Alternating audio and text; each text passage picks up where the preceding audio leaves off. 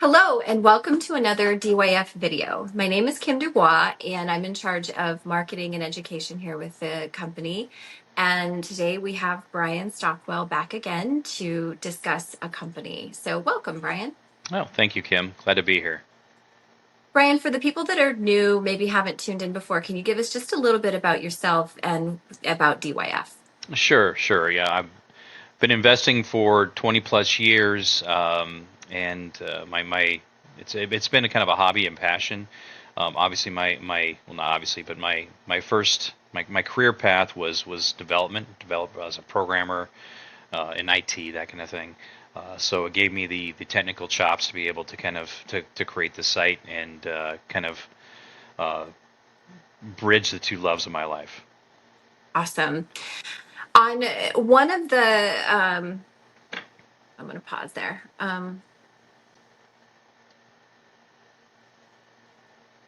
Awesome. Thank you, Brian. And one of the things that I know DYF is really trying to do is to make investing simple for the average person who doesn't really understand. The platform is to help everyday people find great opportunities without having to dive into all the complicated numbers, right? Absolutely. Um, Yep. So when you say, or when the website says that you don't have to do the deep dive into all the complicated numbers, there are still numbers on the site though. I mean, doesn't we have to know something as the average investor, right? Yes, absolutely. But I mean, the idea is to simplify that as much as possible. So rather than looking at raw numbers and trying to do the analysis on those numbers, and there's quite a bit of analysis that goes on with a company. I tried to simplify all that and bring it down to two simple metrics. That is basically how good is a company, and then is it on sale or not. That's primarily what we're trying to offer our customers. Okay. So I think it might be easier to understand those two numbers if we just go ahead and look at a company. So I think we were going to talk about Apple today. Yep. Apple specifically because I think we wanted to kind of go over because I think it's been in the news a little bit lately. I think Berkshire Hathaway, Warren Buffett's company, has been selling quite a bit lately, Mhm. and I want to kind of go over that and give some insight to maybe why he's doing that now. Okay. Yes, I would love to hear that actually. Yeah. So you've got the two numbers, the score and the fair value estimate, right? Those are the two main numbers that we should be looking at. Yep. Yeah. Our screener and everything is based on those numbers, and so everything else is just there to kind of fill in gaps or to help people, like if they want to do a deeper dive elsewhere, they can. Mhm. But ultimately, those two numbers really kind of give you the high level picture of how a company's doing. Okay. Well, let's start with the score then. Help us understand what the score is and what Apple's score means. Sure. So we have three specific components to a score. We have the competitive advantage, which Warren Buffett calls a moat. He called it the durable competitive advantage. It's basically anything that basically sets a company apart that makes it really hard for other companies to get into its space. There's a lot of different ways this happens through branding, through pricing. Example of pricing would be like Costco. Costco's prices are so low; it's very hard for other companies to compete. Mhm. Branding. Apple would be a great example of branding. How Mhm. they have a branding moat. And then there's management. We look at management as well. How efficient is a management at running the company? And finally, we have debt, which looks at a company's all of its liabilities, and how much those can impact actually a company's bottom line. So between the three of those, it kind of gives us the overall score and gives us a really good picture of the quality and how good a company it is. So, okay. So as I understand it, then you're kind of looking at all of those things to come up with this one score. Mm-hmm. What is Apple's score right now? Apple has a score of like around 65. We kind of create a baseline of 72. That's 72 is where we found to be kind of uh, the baseline for a company being kind of a good company. So we have kind of a minimum value of 72. So Apple actually falls underneath that right now, meaning that somehow Apple is not doing as well as other companies in its area for various reasons. And I guess we can kind of explore that a little bit. So you're saying with the score that it has right now, it might not be as solid a company as some of the other competitors in that space right now. In my opinion, Apple's been a strong company for a long time. So has it always had a low score? Has it, always been that way? Absolutely not. So let me get down to here, kind of see historically how Apple's done. So you can see here over time. Now this is a little misleading because the score is based upon a like having a certain amount of runway. And so the less runway I have, and since my scoring, so data wasn't available till like 2007 or so, so you can kind of see the score as we had more and more historical data, the score went up. But you can kind of see that it around 2015, it started, I think it kind of plateaued or got to a point where I believe that historically it wasn't being affected anymore. Mm-hmm. But what you can see is that, 2015 and on, it's had a fairly decent score. It just at the past couple of years, it just kind of like bounced around that minimum viable company baseline. But obviously, you can see that in 2016 or so, I mean, it was a very good company. Mm-hmm. Had a score of 83. So that tells me that it had proper growth, historical growth, it had proper debt management, and it had proper management efficiency, meaning that it had good returns on equity and investment capital.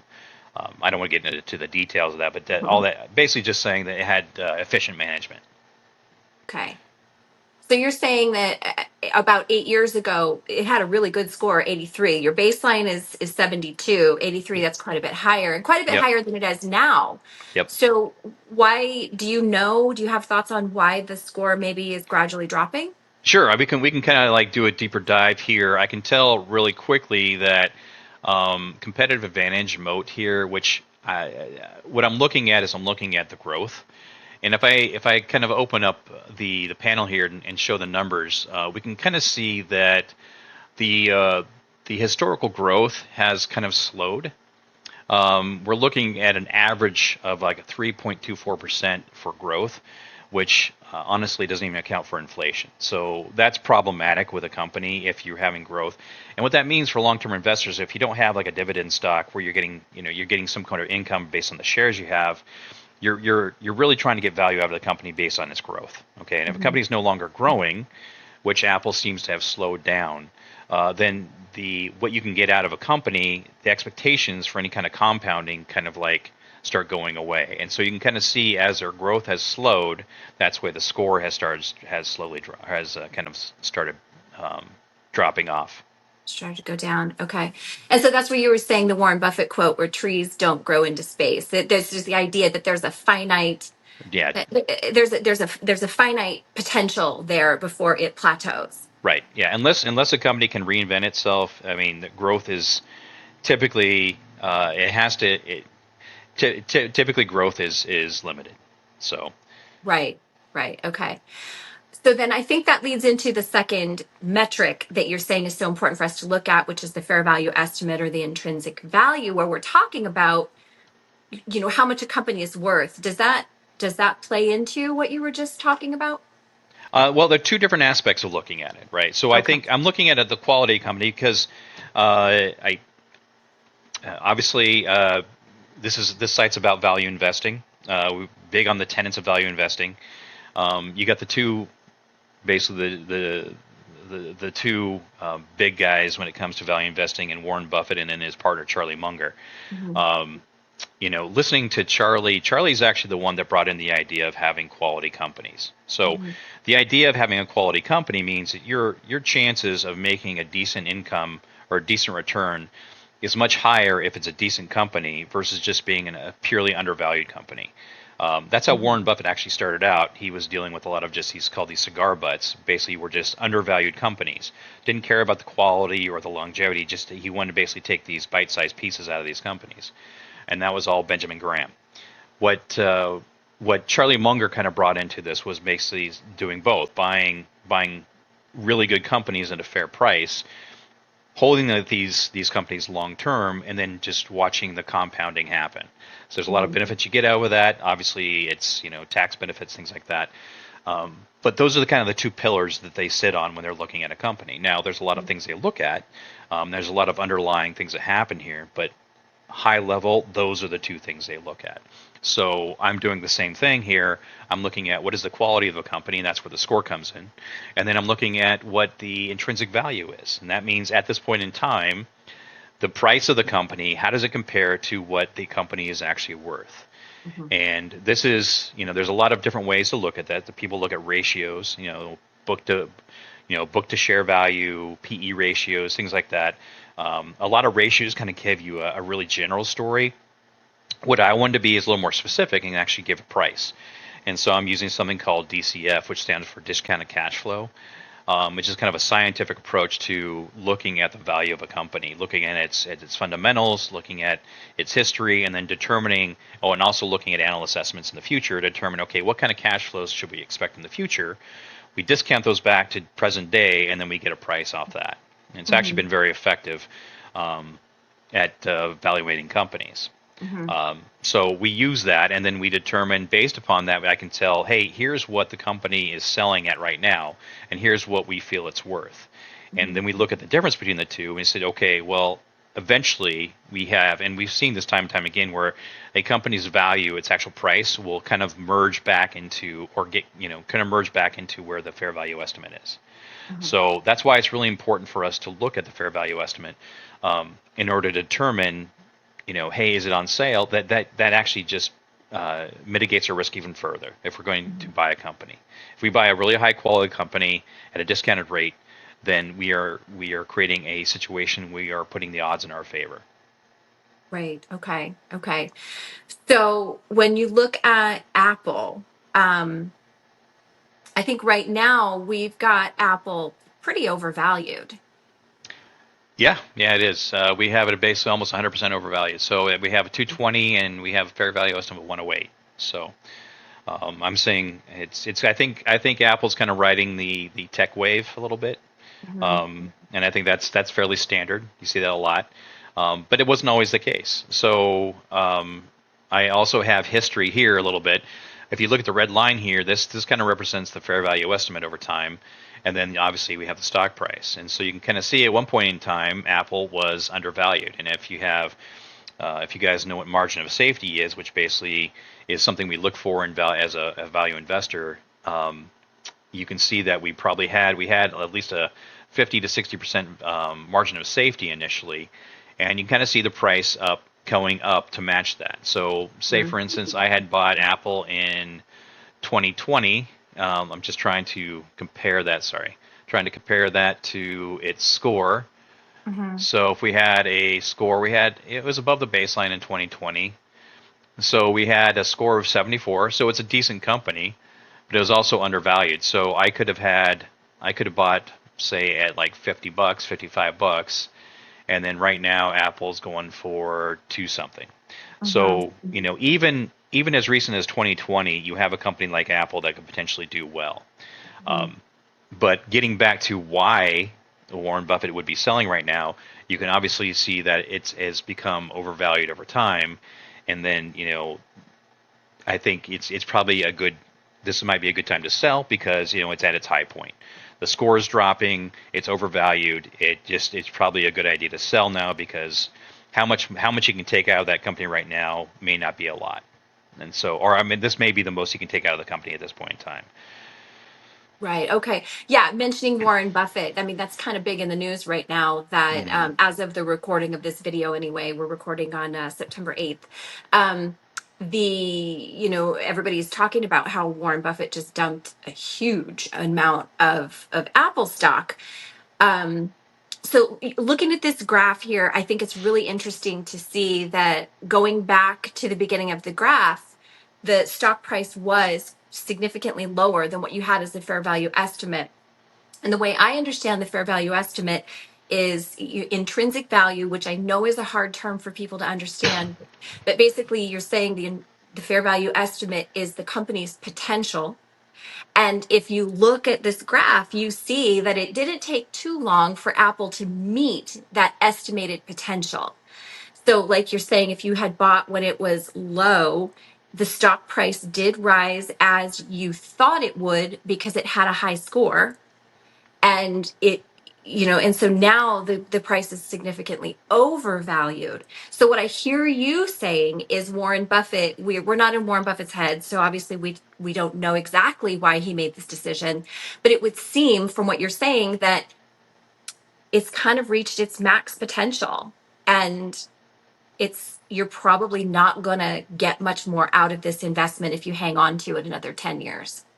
For now, absolutely. I think that may be the case. I believe that Apple's has if they reinvent themselves, which they could. The AI space is big, things like that. But there's a lot of competition in that.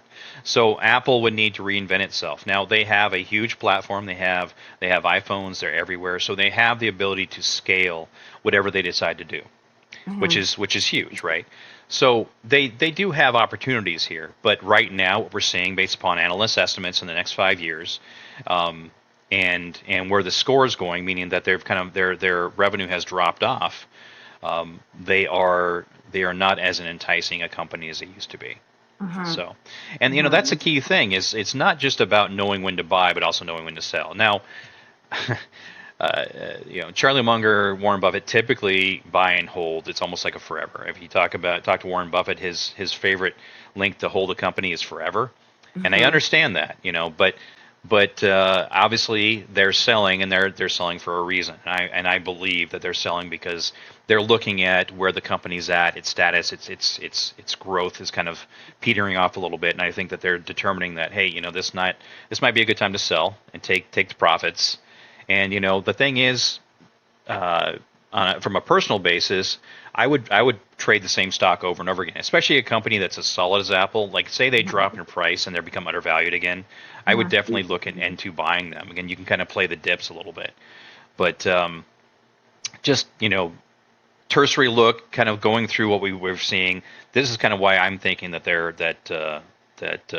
Berkshire Hathaway is selling right now.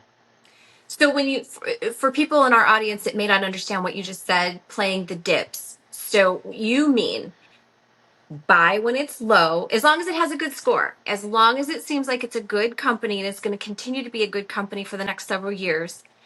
Buy when it's low, sell when it's overpriced by a certain amount that you, the individual investor, are going to decide. But you sell when it's overvalued, but you continue to watch the stock and buy again if it becomes undervalued. Absolutely. Yes? Yep. Yep. Because if you have a good company, and the market does all kinds of crazy things, goes up, down, up, down, doesn't change the quality of a company. If you have good management, you have good management. You still have to have a decent company underneath that management, but if you have good management, you have a quality product, the market's going to do what it's going to do. A perfect example is Meta or Facebook. A couple years ago, because of some issues they had with regulations, and their issues they had with government um, uh, interventions. There Mm-hmm. was the stock just tanked. I think it got down to like $80 a share. Mm-hmm. Now they're at 500. So obviously the value of the company hasn't changed that dramatically in that period of time. What's Mm-hmm. changed is people's perception of it. And so, looking at just purely data, if you take out the emotions of it, you get a much clearer picture. And especially if you know a price to buy and sell a company at, then you have some thresholds in order to trade that company with. And I think Mm-hmm. that's the hard part, because ultimately, you're guessing. But if you have some scientifically backed uh, numbers to utilize as a way to determine the value of a company, that gives you a lot of benefits. You know when to buy, you know when to sell, and you Mm-hmm. basically you create thresholds to 20%. Say your depending on what your risk tolerance is, but say you want to be your margin of safety, meaning that when you buy a company, you want to be very conservative. Then you'd have, say, maybe a 50% margin of safety, meaning that I'm only buying companies if they're 50% undervalued, and that way you're almost guaranteed that they're going to come up. Okay. Mm-hmm. Mm-hmm. 20%, it depends on what your margin of safety is. But regardless, though, having that price gives people the opportunity to be able to say, okay, look, I have a threshold here that I can do math on.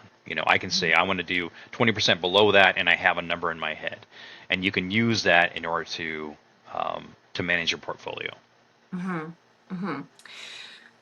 Interesting way to look at it. And for some people, that might sound a little confusing.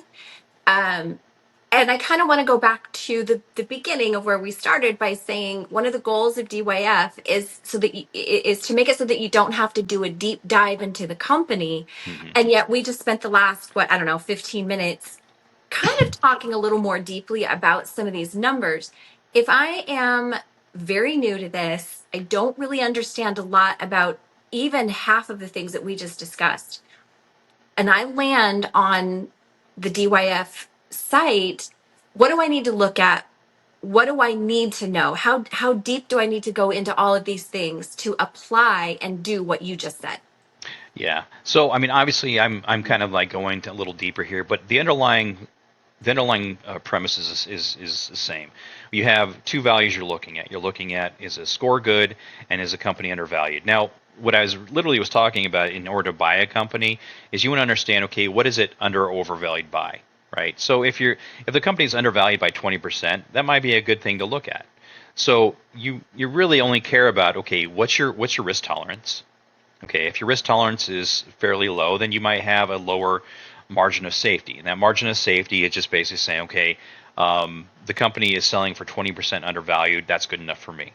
Okay, so you are looking at those two numbers, but how you're looking at the valuation and when you're ready to enter a position or exit a position depends upon, like I said, your level of risk and where you're Mhm. at on that. So that's kind of Okay. our personal choice. My personal recommendation based on back testing is we look at like a 20% for kind of a margin of safety both ways. So we buy 20% under, we sell 20% over, and that has actually been really fruitful when it comes to our back testing. So Okay. Okay. also we look at scores over 80. So now I know we have a baseline of 72, but if you look at trying to find those just really premium companies, that's where the score of 80 comes in. So, Mhm. but obviously this is just data like anything else. It's how you interpret it. We can give guidelines, but Mhm. the having those as a cornerstone for the research, hey, if it's above 72, it's a good company, and if it's undervalued, hey, these are things to look at. And the Okay. screener we have here allows us to do that fairly quickly. So if you go back to the executive summary there, then for Apple, then what I'm hearing you say is, in a very general way, if I'm new to this and I just look at this section right here, I look at the score where you've said a baseline score of 72 or over is considered to be a pretty high quality company. And then you look at the fair value estimate. And if I'm buying, I'm looking to see that it's undervalued by at least 20%. If I'm selling, I want to see that it's overvalued by at least 20%. So if I'm new to this and I'm just trying to make it incredibly simple, I can look at literally just those two boxes to start to make my decisions. Absolutely, and I think one the other piece of this puzzle too is it's helpful to understand a little bit about the company, Mhm. just because you want to have a sense of understanding of like what they do. Mhm. But that to me is somewhat important. I don't want to go into details right now, but I Mhm. do believe it's somewhat helpful to have a little bit of understanding about what the company and what they're about. Okay. But if we go to the screener though, we can quickly I have some predefined screens here, and if we're just looking at high quality undervalued, that gives me a list of companies that are all have a decent score, but they're also undervalued as well. And so I can Mhm. use these and then kind of like pick, okay, what companies do I understand? And then you can start doing a little more research into these companies, because you could just pick every single company and just buy a little bit and then diversify that way. That might not be a bad way to go. Or you can be a little more picky and just say I want to buy 5 companies, something like like that.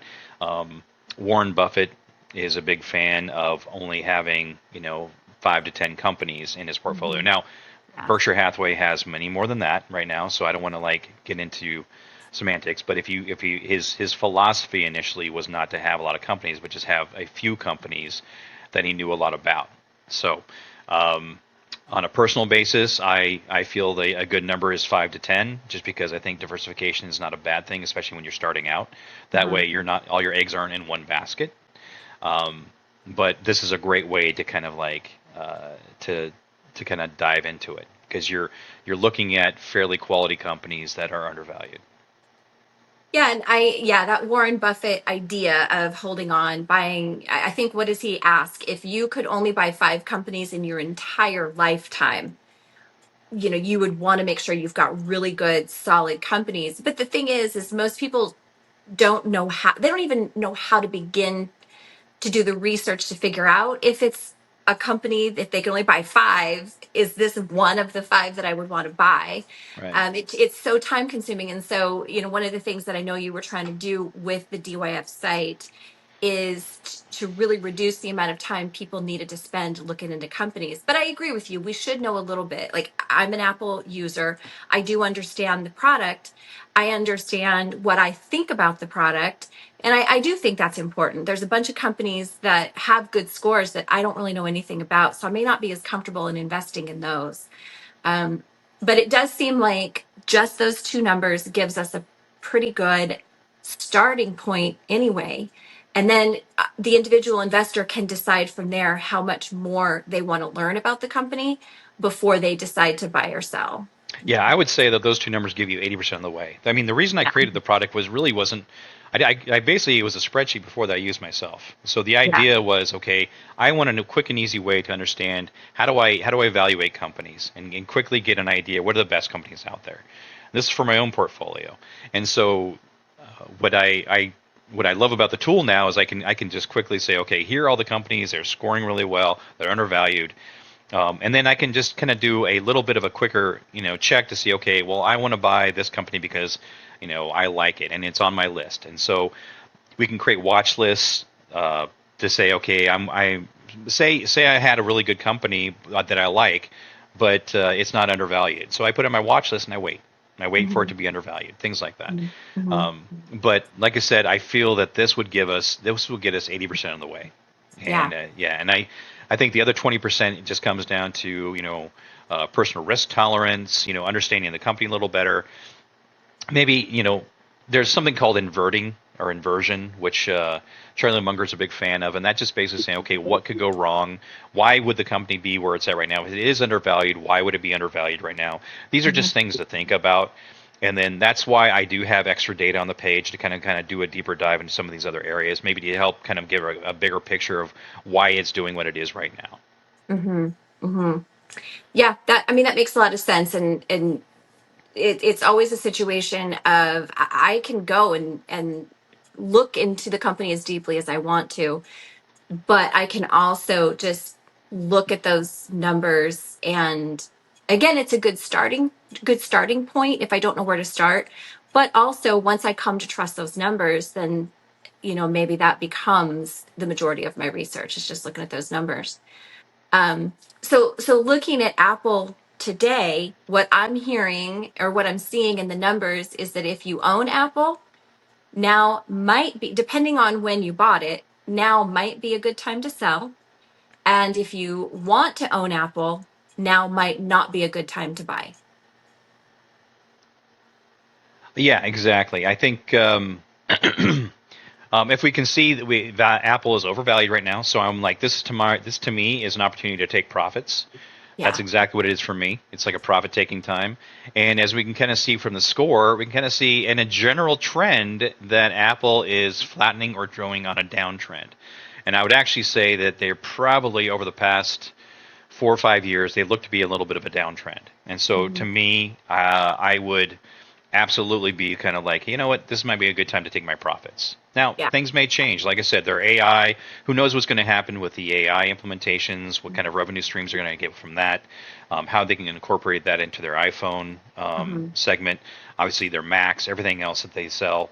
Apple, obviously, they have a lot of different revenue streams and sub companies, their Apple TV, things like that. So not really sure where these are going to go, but this is based on what analysts are saying right now. And this is, it's a pretty well covered company.